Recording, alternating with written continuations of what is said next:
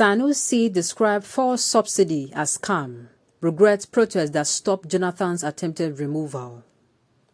Welcome to the news and thank you for tuning in to listen. Sanusi, who was the central bank of Nigeria's governor at that time, said Nigerians made a huge mistake by protesting against subsidy removal, despite effort to explain its negative impact on the quality of lives of the people. Nigeria has seen subsidy payments spiral out of control, pushing down possibly gains from the rising global oil price following the post-COVID-19 global oil rise. According to the Nigerian National Petroleum Corporation (NNPC), Nigerian pays an average of 120 billion naira monthly on petrol subsidy. This amount has spiraled over time since NNPC is the sole importer of the product, a situation that has forced President Muhammadu Buhari, the substantive Minister of Petrol, to direct the pruning down of the rising subsidy payment figures by the NNPC. Speaking in a monitored television interview on Arise Television, Sanusi said Nigeria must admit that it was a poor country that should do away with a scam called subsidy to make money available for numerous developmental programs.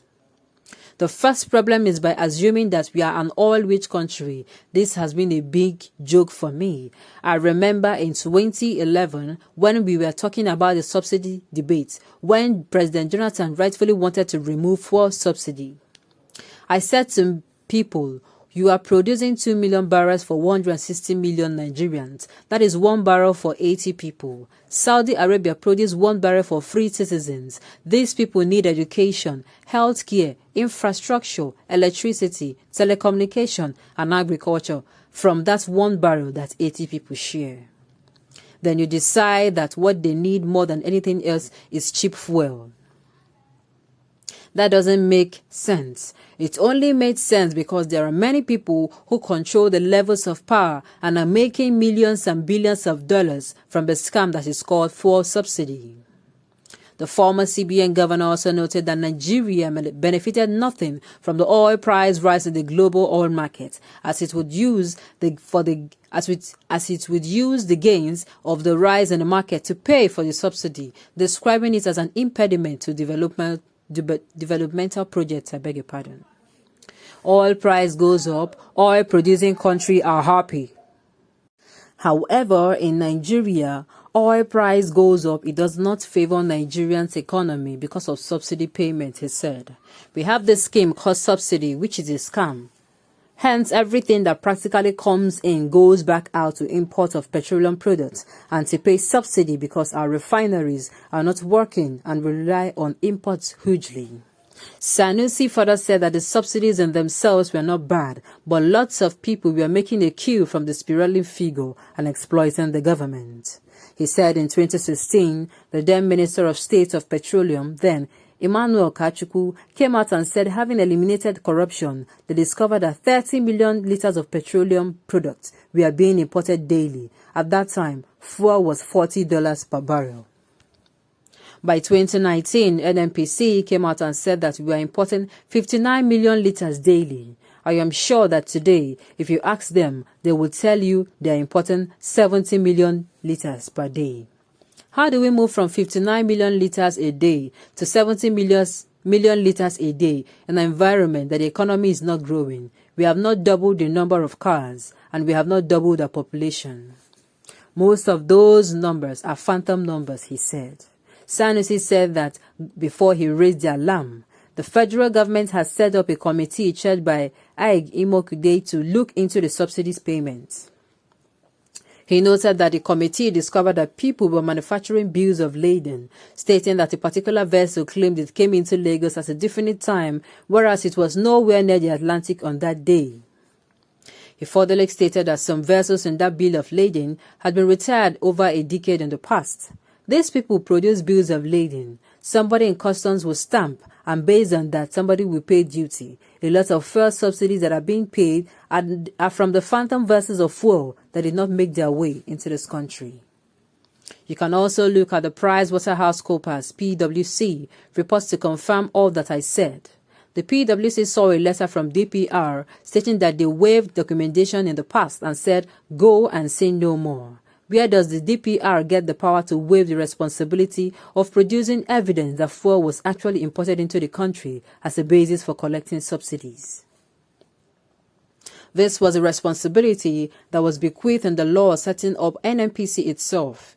In 2015, we thought that there was going to be a change, but we continued with the subsidies. When you create a big hole by paying the inflated subsidies, you then go and borrow and get to the point of not being able to service your debt, while resorting to borrowing from the central bank. Recall Sanusi was not alone in voicing out concerns about Nigeria's misplaced priority on subsidy payment.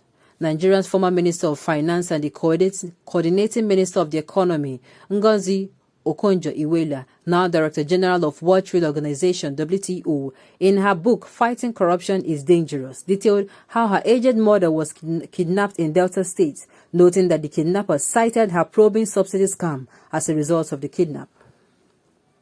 Meanwhile, the ICIR findings have shown that despite crude oil price rise by nearly 46% from January's price of $54.77 per barrel to the current $80.12 as of Tuesday, Nigeria's petrol subsidy costs have risen 10 times faster than 488%, wiping out the gains of the higher oil prices.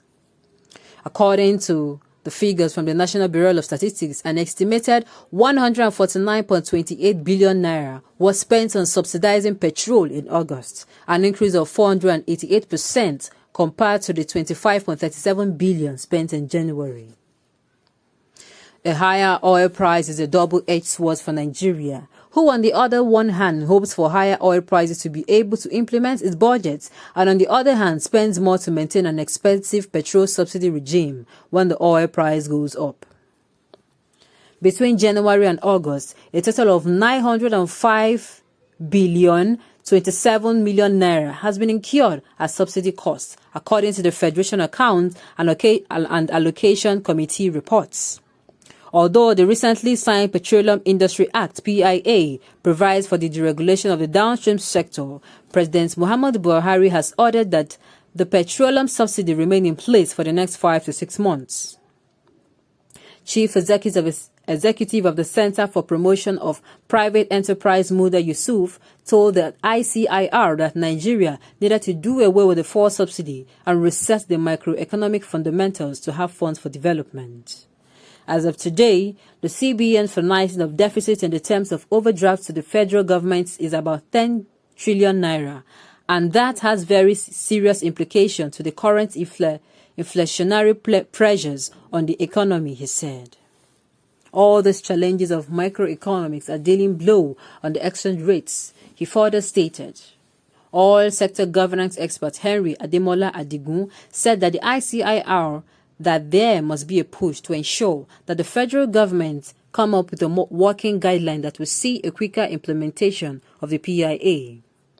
We are still in the administrative level. We need to get to the working template for the PIA so that all these teething problems of subsidy could be holistically addressed. And with this, we